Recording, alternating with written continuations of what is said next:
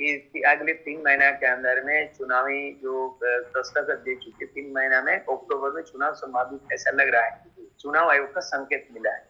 ये जो दमखम दिखाई दे रहा है भारतीय जनता पार्टी का, कोई केंद्रीय मंत्री आ रहे हैं, कोई किसी राज्य का मुख्यमंत्री आ रहे हैं, कोई आसाम से आ रहे हैं, लेकिन उनको सवाल मैं पूछना चाहता, जब आसाम से आप आते हैं तो झारखंड के लोग 200 वर्षों से गुलाम क्यों है आसाम में?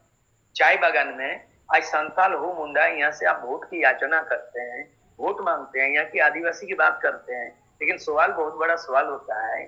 चाहे केंद्रीय गृह मंत्री अमित शाह ने आश्वासन दिया, प्रधानमंत्री नरेंद्र मोदी भी पार्लियामेंट इलेक्शन में वो जगह भाषण दिया आसाम में जाके कि 200 वर्षों से जो गुलामी जिंदगी जी रहे हैं संताल हो मुंडा, यहाँ के झारखंडी लोग, उनको आदिवासी का स्टेटस नहीं मिला, उसका क्या होगा? दूसरी बात है कि आपको किसने मना किया, यहाँ के स्थानीय नीति आप क्यों नहीं बना पाया?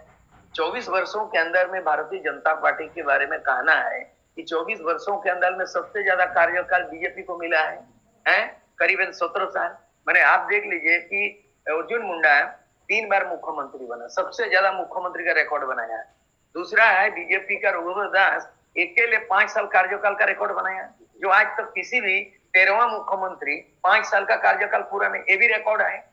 यानी अर्जुन मुंडा 3 बार मुख्यमंत्री, और बुनियादी जो मुख्यमंत्री था जिस समय कोई भ्रष्टाचार का कोई चीज शुरू नहीं हुआ था, 2.5 साल के अंदर में बाबूलाल मरांडी क्यों स्थानीयता, भाषा नीति, विस्थापन नीति क्यों नहीं बना?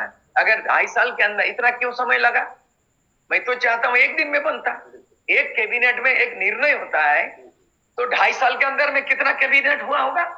बाबूलाल मरांडी का भी उस समय का देख लीजिए, 2.5 साल के अंदर में नीति निर्धारण कर पाने में असफल साबित हुए।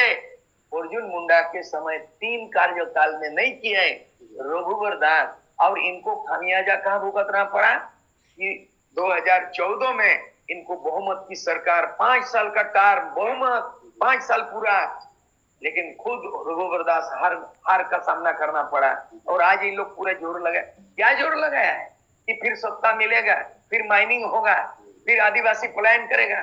सवाल ये है कि इन 24 वर्षों के अंदर में पलायन की संख्या करीब 20 लाख है, बेरोजगारी के कारण पलायन कर गया।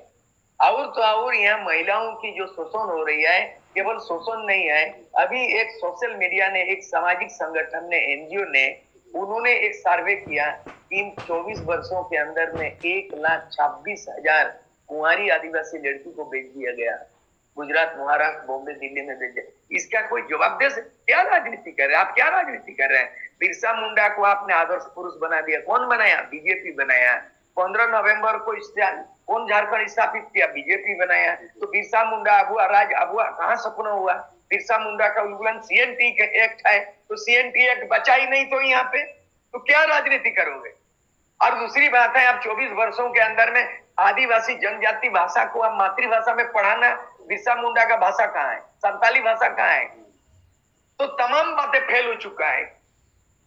और ये प्रयोगशाला चल रहा है, लगता है कि झारखंड प्रयोगशाला बन गया। प्रयोगशाला नहीं और धर्मशाला भी नहीं बनने देंगे, बंदरगाह भी नहीं बनने देंगे। और यहाँ पे हम लोग चाहते हैं कि तीसरा विकल्प में पृष्ठभूमि तैयार हो चुका है।